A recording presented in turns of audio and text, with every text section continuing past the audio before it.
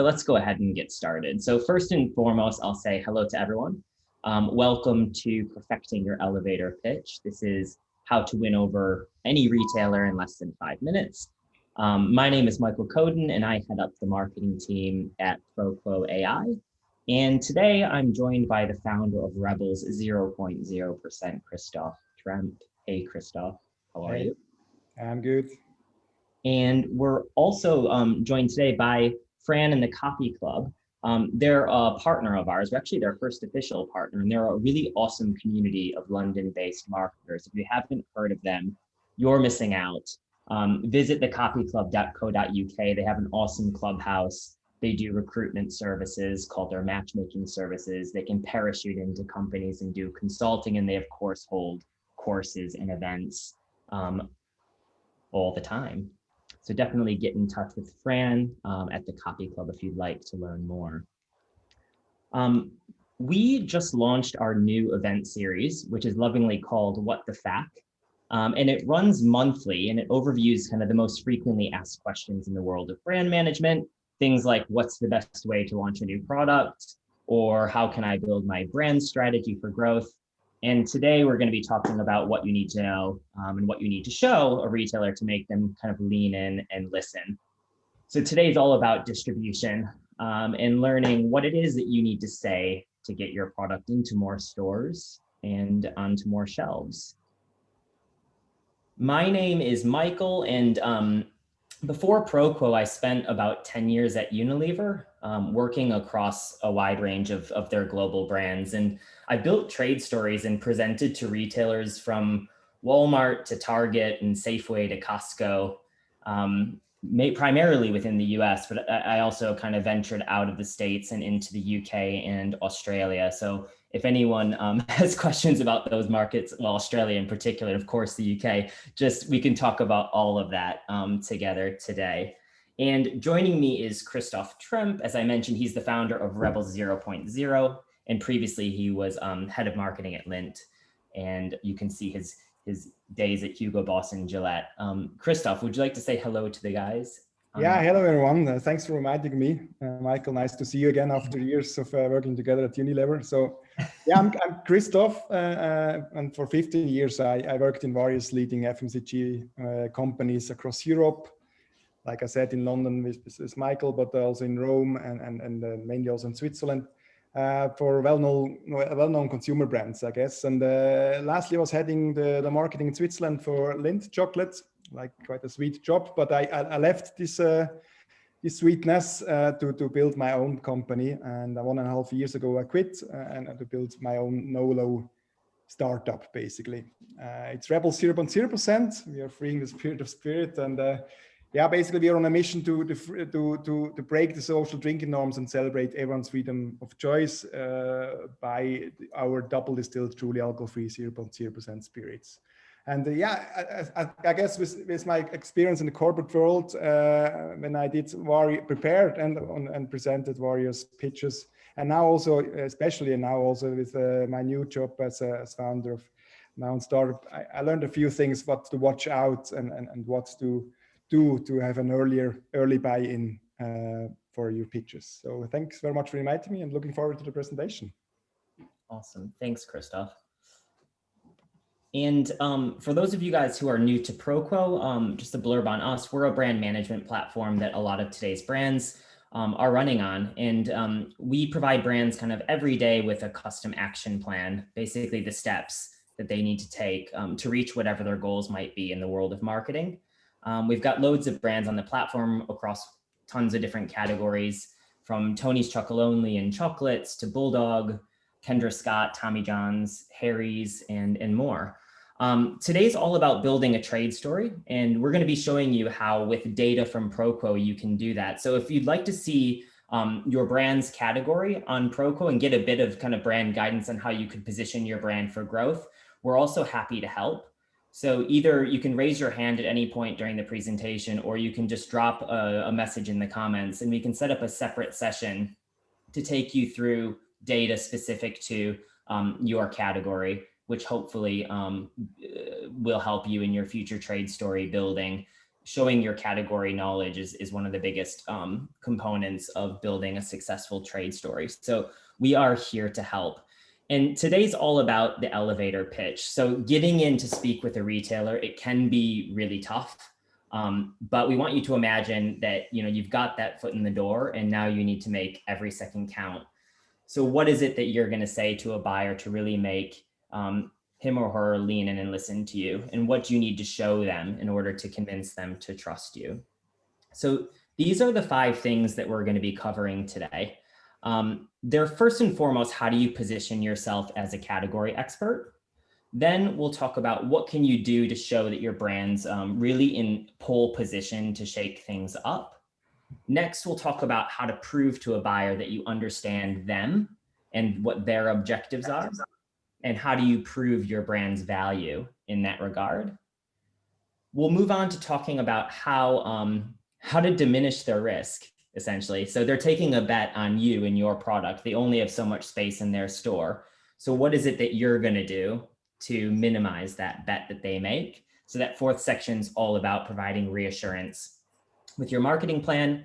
And then we're going to finish up by talking about relationships and how you can build those with buyers when they're either new and budding or whether they're not yet existing.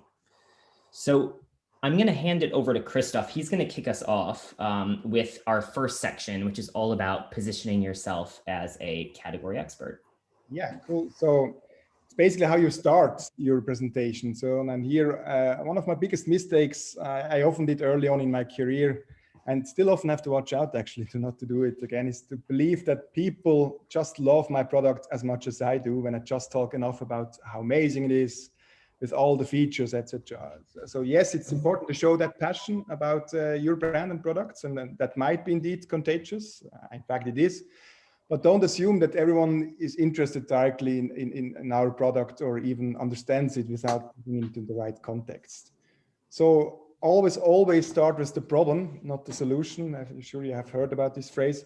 So talk about the pain point you want to solve with your product and the opportunity you tap into. So make sure you trigger the pitch first with an easy, understandable, relevant, of course, and mostly relatable, maybe even emotional problem.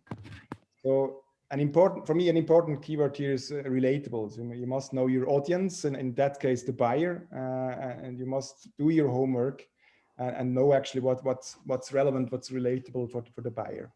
And then you can go over to your solution, your product. So how do you know though what's relevant for the buyer? As I said, make your homework, research, know more about the retailer, and know especially your consumers and shoppers. So signs, for example, how do you know that your category, what you know about your categories? For example, to know the category purchase drivers, meaning what triggers their decisions to buy brands within your category. Also find out how people connect with the brand and what drives their relationships with them. And it could be, for example, also interesting to show differences in shopper behaviors, which you then later can leverage with your brand to grow the category. Yeah. And Yeah. I know one of the hardest things to do is to really demonstrate to a buyer that you really get how shoppers shop the category and also what people need most from the category. So showing that you have a grip on what's driving the category and the category trends is really important. And beyond that, you want to also demonstrate kind of an understanding of how purchase decisions in the category are made and how relationships between people and brands in the category are formed.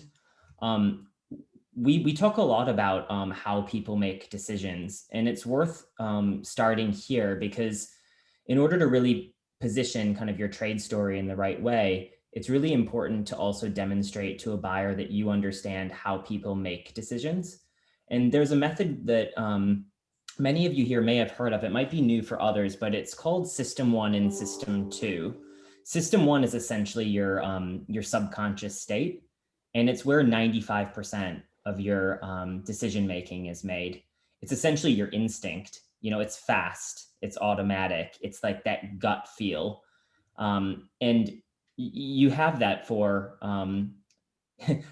hundreds of thousands of interactions that you have in your day to day. If you thought about a brand like Uber, for example, and I said to you, is Uber a transparent brand, or does Uber behave with integrity? There is something that hits you in your stomach before you articulate yes, no, maybe, and why to me.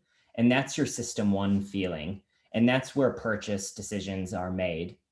Those system one feelings are kind of followed up with system two, which are conscious, deliberate thoughts. They're slow, they're usually rule governed, and they make up only 5% of our behavior. So when you're presenting to a buyer, showing that you understand not only what drives people's relationships in the category, but also how purchase decisions are made allows you to influence what is it that you're doing within your innovation or within your new product that's going to trigger people's fast, automatic, and intuitive gut instinct to pick your product up off the shelf. Because we all know how important it is that the product thrives in the first 3 months. And the reality is that showing not only that you get how people make decisions is important, but also understanding how people stick with brands is important as well. You can get trial quite easily through different methods of new product development or promotional calendars or off locations and things. But really, the ability to stick with your brand and that repeat is all driven through your brand's strength of its relationship. And what we know to be true is that people tend to stick in relationships so long as they get out of them more than they put into them. And that's what's called the theory of social exchange. It's true in terms of people's relationships with brands, and it's actually equally true with people's relationships with each other. So if the exchange is in favor of the consumer, when the relationship is between people and brands, they tend to love you longer, more intensely. It deepens the relationship they have with you. So the goal for your brand, the goal for your trade story should be to demonstrate that your brand is delivering a really strong and powerful relationship with people. And there are 16 different things which make up the relationship people have with brands. These are the drivers which we look at brands through every day on ProQuo. And whether you're using the ProQuo platform or not, I would really encourage you to think about these 16 things when considering what's important within your category and a reflection for yourself on how your brand and your competitive set performs on these drivers. The drivers are half emotional and they're also half rational. And half of them equally are an attempt to drive seduction with people and brands, which is essentially related to the power of a brand's pull. How well does the brand pull people in towards it? And the other half are related to the power of a brand's persuasion with consumers, which relate to how people feel the brand activates and behaves and presents itself in market. So when thinking about your own category, you'd want to consider how important do people feel attraction is for brands in this market. How important do people feel empathy is, which is essentially, does the brand understand my needs, or does the category understand my needs? How aspirational do people feel brands are in the category, which is essentially how desirable or special are they? Is the category one that thrives off of momentum and lots of thought leadership and innovation?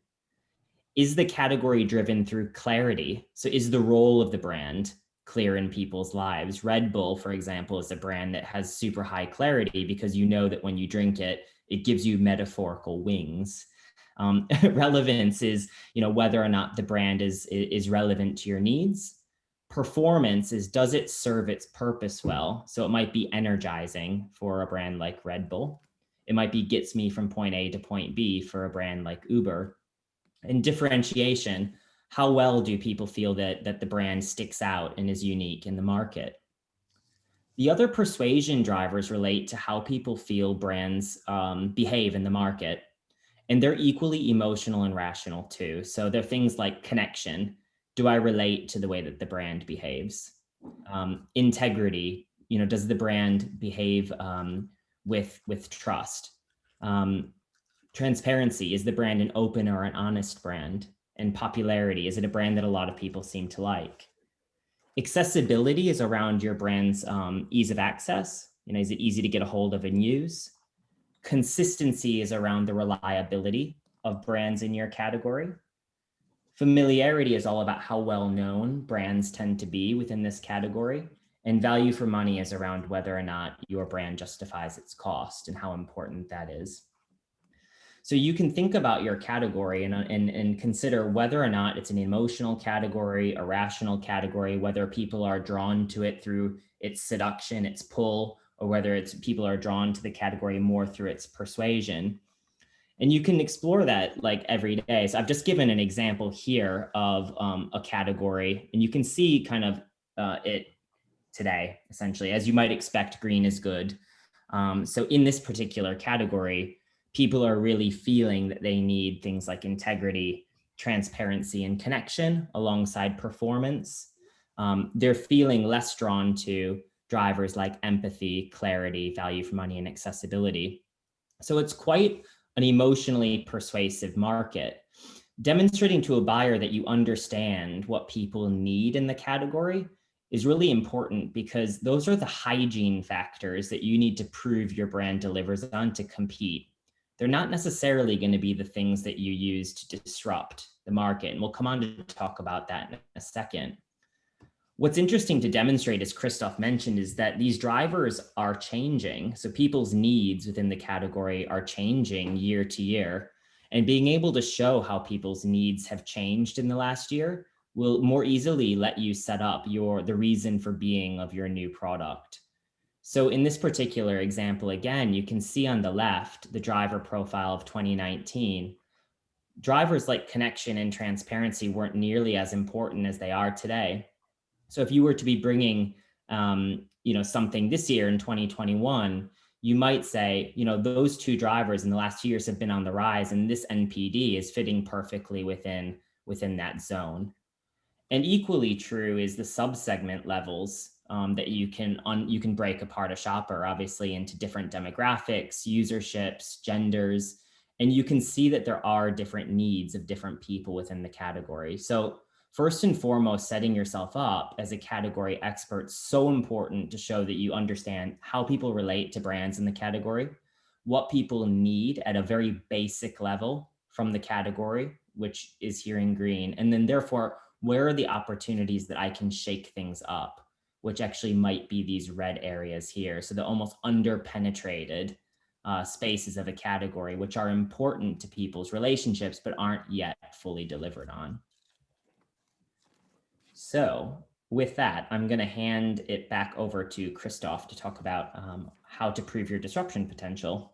Yeah, thank you. So after having established this common and actually deep understanding about the problem, about the opportunity, about the drivers, now you can present your product. Now you can present how innovative and maybe even disruptive you are with your USP, and most importantly, this added value. So there are various added values, of course, and it's basically how your product helps to solve the problem which you established before, and how you help especially the retailer to make more money out of it. So in the low spirits category, for example, I see two added values. So one is, of course, growing the spirits category with a new offer for more users and occasions. And the second, also the trade up from consumers from each even soft drinks, ginger beers or juices, for a more premium non-alcoholic offer. Before there was nothing, now they have something more. So when thinking of a bar, this makes it more clear. So if someone goes to the bar and asks the bartender for a water, so the bartender can just give a water, or actually can ask the one who orders, no, you want a gin and tonic without alcohol or something like that. Then, so basically the consumer probably will be more happy because he or she has more fun experience, and the bartender will have more money out of it instead of just buying a water. So that's quite a clear added value here by offering something more premium. And yeah, when I started the concept of the my no-low brand, I really looked, of course, into what's existing in the category, what are the drivers, what are the existing players doing, and so I noticed that it's a lot of the current competition are very much on the bottom right with a very rational drivers, very much product focused.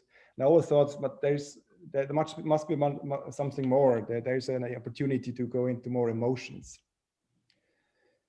When going to the next slide, so it's true that the hygiene drivers and the sort of you must do it the basics right by explaining the product, having a great product, having a great tasting product, be there where it's be available. And however, it's much more than that. I think it's more about emotions. So at the end, you mainly want to have a great time, not only a great drink, and you want to be included in this cheers moment without having to explain yourself for not drinking.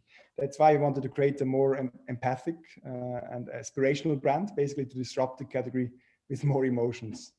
And by showing, that was just an example, by showing an untapped space which you cover with your brand, you can show the buyer actually how you complement the category and occupy a certain space to help growing the category alongside the other players in the category who are focused maybe on different drivers and cover a different space. Obviously, this space has to be relevant, or you need to prove how to make this space relevant. And yeah, we use a lot of times the word category, and it's really a lot about the category. So you always need to watch out to not talk too much only about your brand, how you want to grow your brand. You need to show how your brand can help the category grow, and that's the only thing which actually the buyer is interested in. Yeah, and that's exactly what we're going to cover in the next section, is how you can kind of present your trade story to a buyer in a way that's positioned towards them and their needs. That's such an important component. Christoph, to your example on low no, I've pulled a category. I mean, a lot of people here today will be familiar with Fever Tree. You can see them in white across the middle of this chart, and you can see the chart ordered at the top by what people feel is most important within the mixers market, all the way down to maybe what's less penetrated. And this, for a brand like Fever Tree, is a really powerful chart to show a retailer, because to your point around maximizing category value, they're really majoring on these drivers, which are underserved within the market. So for a brand like Fever Tree, really outpacing Schweppes and Fentimans on aspiration and differentiation, and even things like empathy, allows them to show that they're bringing things different to the market, all the while they're not doing too bad. They're really competitive on the most important drivers in the category. So a brand like Fever Tree does a stellar job of doing what people expect from the category well at a hygiene level, but has focused on how they can shake a category up on the other side. So here we're going to talk about how to develop kind of a value plan that really is well positioned to a buyer. And I think this is the most important part of today. And what's really important to remember with the retailer pitch is that you're presenting to a retailer. So you want to frame your story completely from their perspective. And just like we all have as marketers a yearly target, the buyer is going to have a yearly target too. And usually that's around kind of productivity of their SKUs, or getting, year-on-year value growth from their category, which is usually non-expandable. So they have to make decisions on how they're going to maximize the value out of their portfolio. And driving category value can be done in 3 different ways. So in this part of today, we're going to be going into each, and we're going to give examples of brands that are building kind of successful retail stories around these key value drivers. And we'd love for you guys, if you have examples from your own from your own life that you'd like to throw in there, we can also talk about those. The first way to drive category value is through driving more users. So that's literally showing that your brand can bring more people into the category this year than last year. The second way is through more usage. So that's showing that your brand is creating more purchase occasions. It's kind of increasing the use up rate in a sustainable way within the category, and that the brand is kind of driving frequency of purchase. And the third and final way is more trade up. Not necessarily, not every brand can do this, but some can. And it's showing that when your brand is bought, it's kind of being purchased at a higher price than the average brands in the market. So there's essentially an inherent incentive for the buyer to be pushing this product, getting that product turning. So more users, more usage, and more trade up.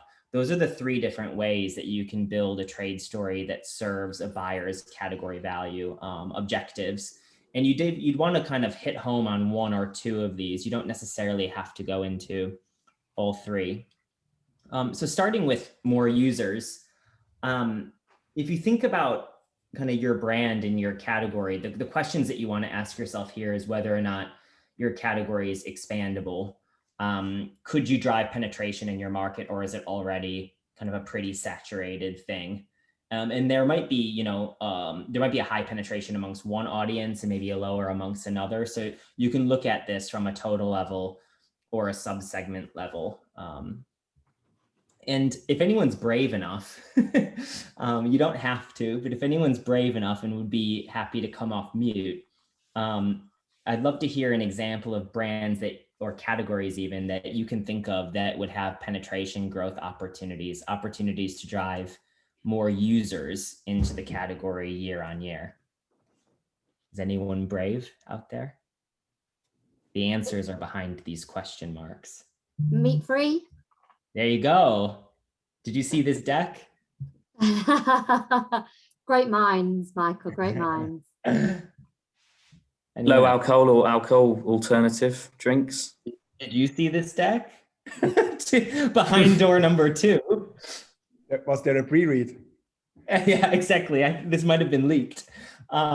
Yeah, so those are two examples that we thought of as well. So the low no, as we kind of have talked about, and I'll let Christoph talk about how he's able to drive more users into his market, but also a brand like Better Nature, which is in nutritious meat alternatives, obviously a growing category, and tapping into the flexitarian market allows kind of that category to be definitely expandable. And the third, I mean, amongst many, but the third, which is kind of close to home for both Christoph and I, we used to work together at Unilever in male grooming, and we used to work on links.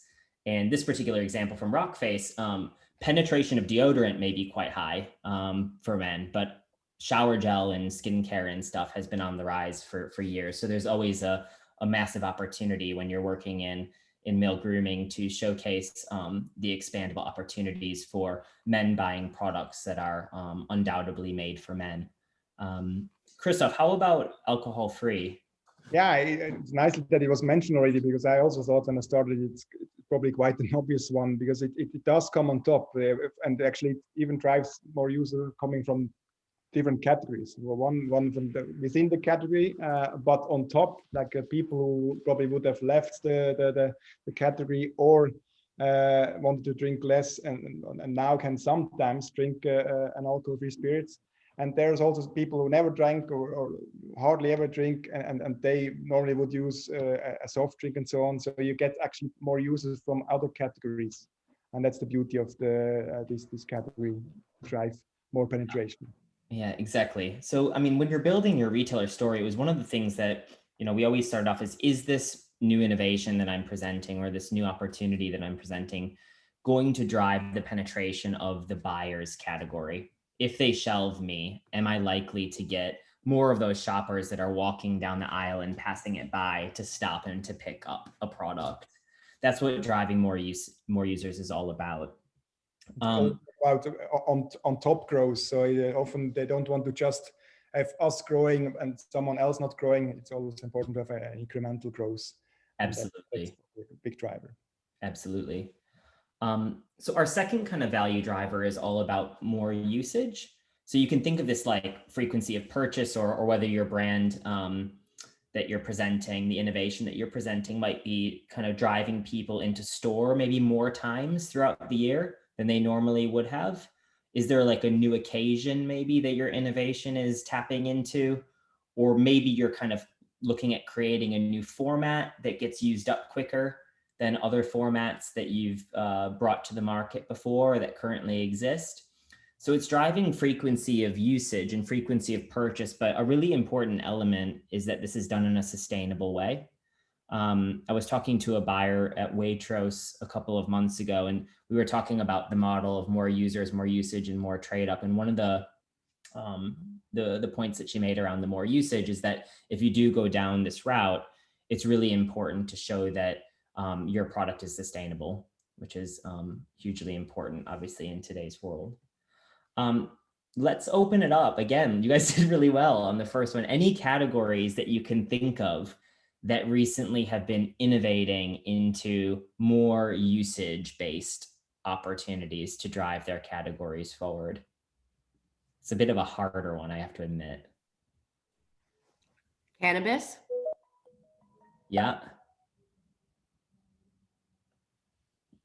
Work from home. There you go. Athleisure, anyone?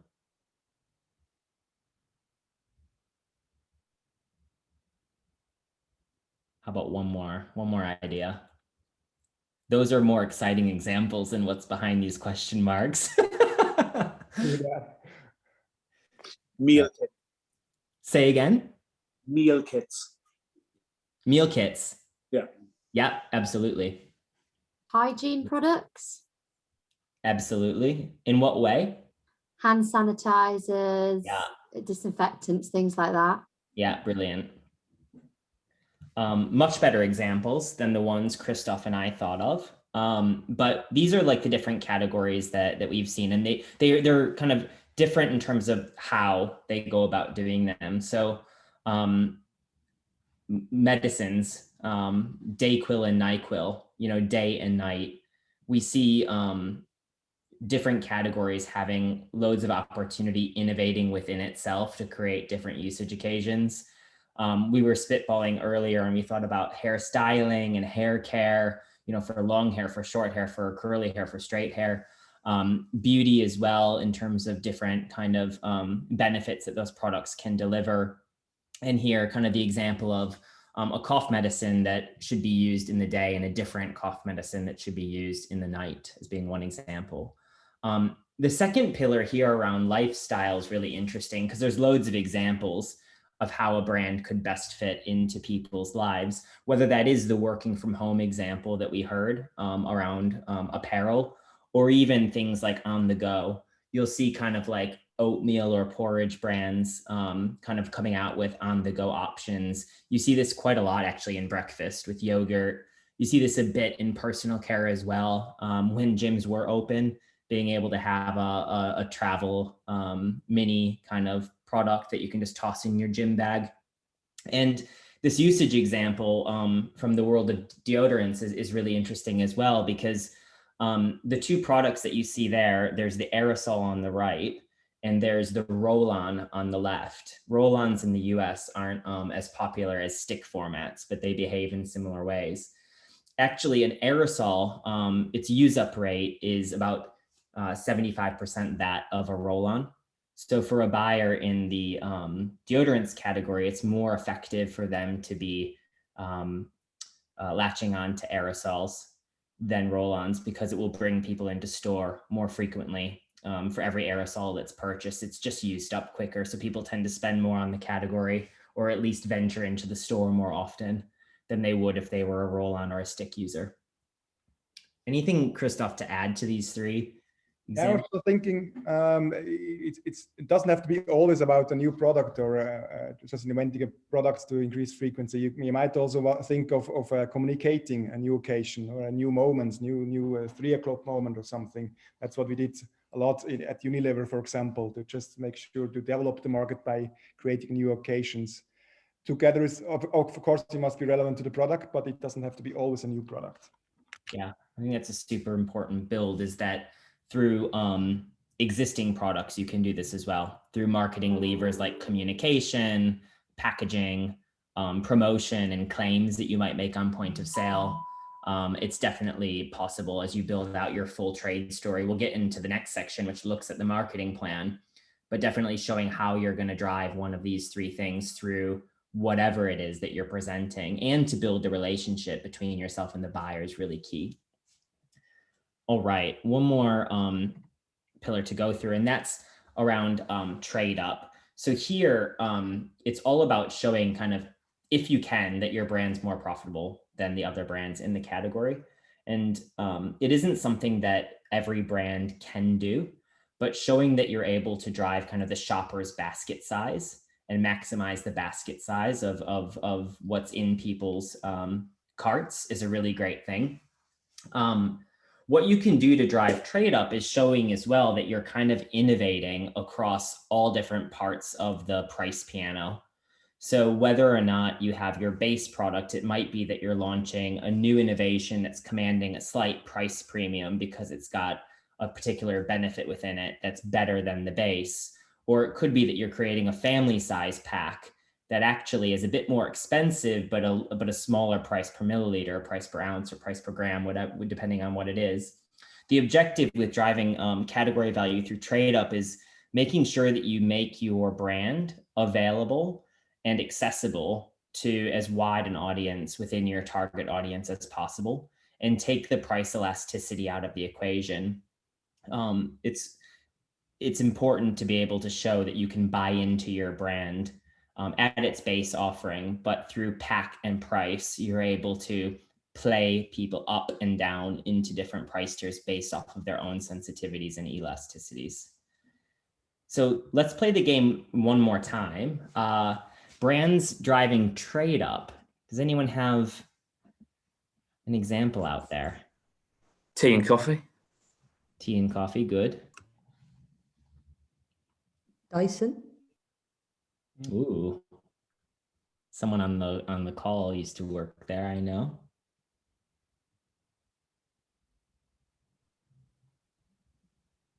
Alcohol, like gins, like flavor innovations. I swear you got a hold of this deck first.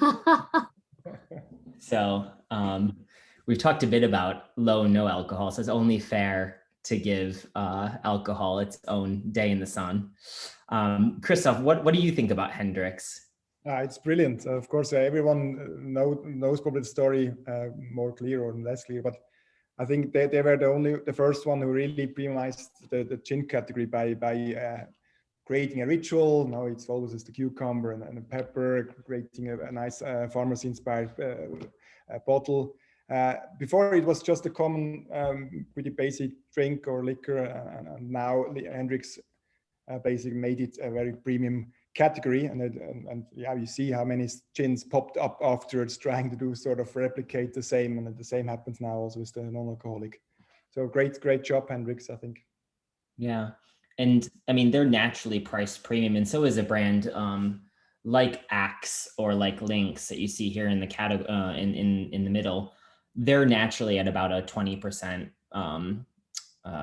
price point higher than the average. So they're just an example of an already premium brand. They have innovated further into the premium space, some more successful than others.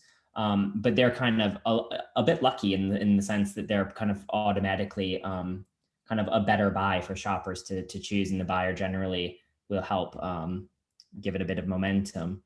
The final bit is Wrigley's, and there's many an example here, but they do quite a good job of diversifying their kind of product size, not necessarily the size of the gum, but the amount per pack, and that allows them to play their price piano really well. Obviously, in more convenient stores, smaller packs, in bigger grocery outlets, they might have different size packs that you can purchase from. And they're kind of, able to, you can buy into them at any price from small to large. So we've looked at more users, more usage, and trade up. Those again are the three different ways that you can drive a buyer's category value. What's really important next, and I'm going to hand it over to Christoph to talk about, is how you can reassure the buyer that when they bet on shelving you, that they're going to get a return out of it. And that's done best through kind of your marketing program. So I'll pass it off to Christoph. So yeah, again, by building and presenting your marketing plan, keep in mind both the buyer and the consumers, basically the consumer and the retailer. So from consumer perspective, obviously you need to show how you will reach your consumers and how you will successfully increase penetration overall. And from retailer perspective, you have to show how you drive traffic to their shops and increase their shopping basket. So also always important also to show how you invest in your brand and how you invest in your media mix, and how it will be already successfully worked or will successfully work to increase penetration, and show then on the other hand also the buyer how the media mix works for the retailer. At the end, the buyer is not interested in the purchase somewhere else, but only in how you drive traffic to their stores and maximize their shopping baskets. And I think the third part is pretty important also in terms of relationship. Also evaluate how you can invest in retailer exclusive formats like point of sales executions, trade magazines or promotions. Of course, you get back most if you really prove to the buyer that it is a partnership, that it is a priority for you to work together. And you might even think to get temporary exclusivity for a launch, for example. So I remember back when I was responsible for Gillette as a key account manager for Carrefour, we launched it, the new Gillette razor, like a few weeks, or I think it was 2 months ahead of the other retailers. And we gave them a few weeks exclusivity, which made them launch the novelty earlier. And as a consequence, gave us much more in-store visibility and huge orders, both because they could make more turnover ahead of the competition, but also actually it was also an internal show off. I remember that they showed off how well they negotiated and so on. So give something, if you can, to the retailer, if it makes sense, of course. Awesome. And in the chat that I was having with the waitress buyer, she mentioned that if you don't include e-commerce as part of your trade story, you're missing out. You shouldn't be in the room. So definitely, if you're building a trade story, show how you're going to drive their online store as well as their in-store. Super important across the marketing plan. And for those who look at kind of brand awareness tracking, I know that there's many who do, you'll want to look at unprompted brand awareness. So unprompted brand awareness is very much closely linked to your brand's penetration. It's how salient your brand is, top of mind in the minds of people within the category. So in this particular example, we've kind of anonymized it, but your brand is in the tan. It's a very good story for them to show that when they went on their marketing program during the end of November, at the start of December, their unprompted awareness started going up. And that gives a buyer really, really, really strong belief that when that brand is marketing itself and when that brand is supporting itself, people grip onto that brand and remember it, because it's that unprompted awareness that is very, very, very strongly linked to the brand that you're going to grab for first when you walk into store. The more salient your brand is, the more households it's naturally going to be in. So unprompted awareness linked to your marketing programs is a really great thing to be able to show. There's also an upcoming What the Fact that we're doing, which is all about brand memorability. We talk a lot about awareness, but actually it's brand memorability that trumps it. People can be aware of your brand in an unprompted or a prompted way, but when you're not promoting your brand, when you're not marketing your brand awareness tends to dip if your brand isn't a memorable one. So we'd love for you guys to join us at a future session. We have a guide on it all about how to build an unforgettable brand. But what it's about is focusing on your end-to-end consumer journey. So from when people first become aware of your brand to when they pre-purchase it, when they use it, the retirement of that product, all the way to its next time to be picked up in store. If you can major on 1 or 2 moments within that end-to-end consumer journey, like Apple does in its unboxing experience, for example, if you make 1 or 2 moments within the end-to-end consumer journey a really surprisingly memorable moment as you're building out your brand and as you're building out your new product development, what you'll tend to see is that your awareness will hold better even when you're not advertising your brand. So we would love for you to join us at a future event where we do cover that in detail. Let's wrap up by talking about relationships with your buyer, and I'll pass it to you, Christoph, to kick us off in this final section. Yeah, I guess it's a really important part at the end. It's at the end it's a people's business. So it's all about relationship. And the first step is to present yourself as well as your brand as confident and knowledgeable about the category. But on the other hand, also do this in a humble way and don't really show off.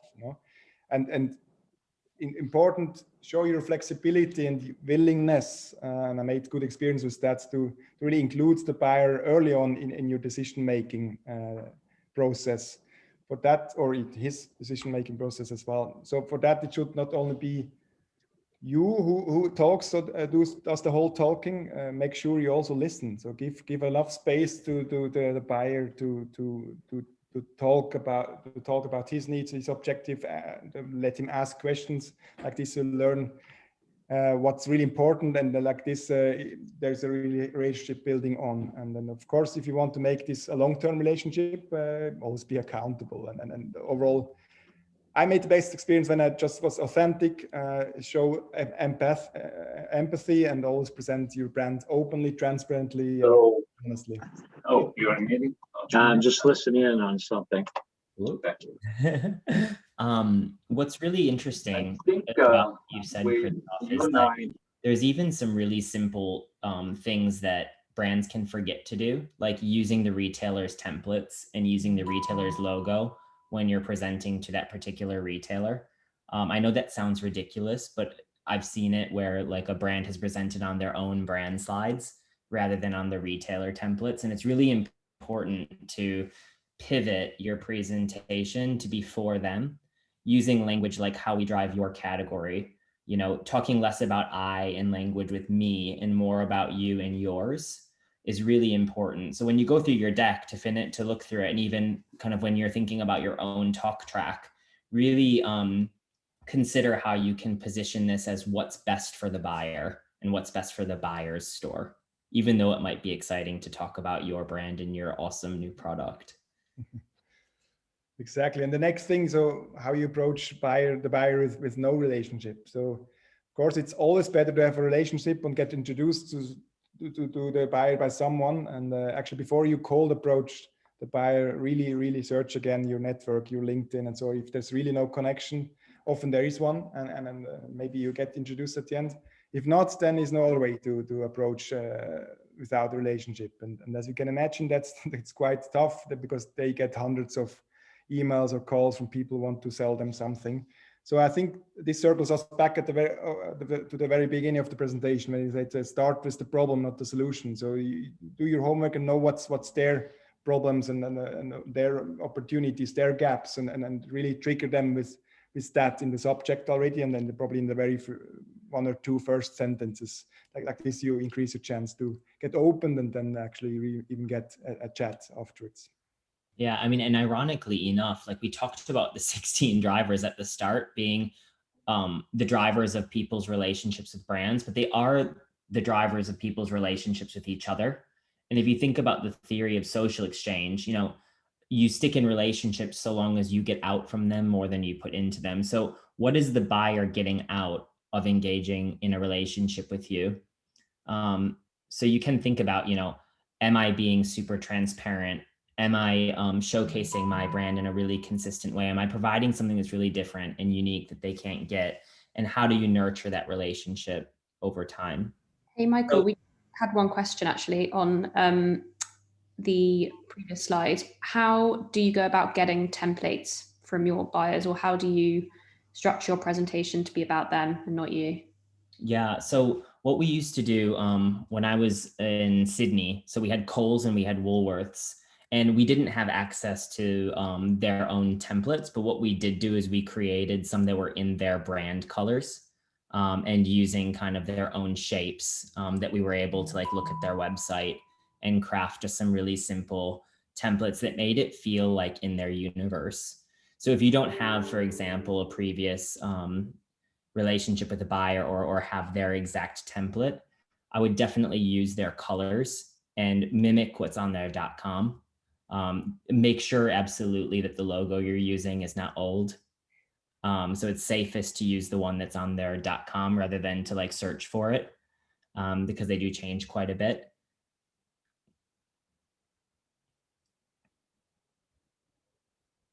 Cool. I hope that's helpful. If not, just jump on in.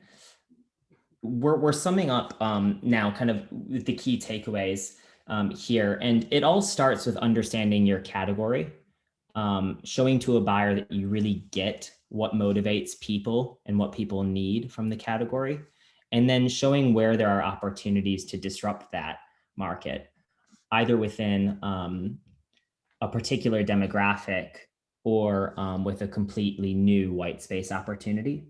And most importantly, in the positioning of your trade story, it's figuring out, how can I tell my trade story from the perspective of the buyer? And the buyer's objective is to maximize their category value.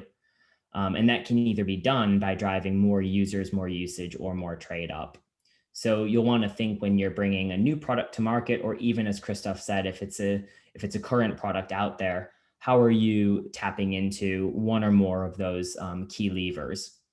And finally, you'll want to show how kind of you'll diminish the risk that they're putting to shelve your product in their category by showing them that when you market your product, it grips. People remember your brand.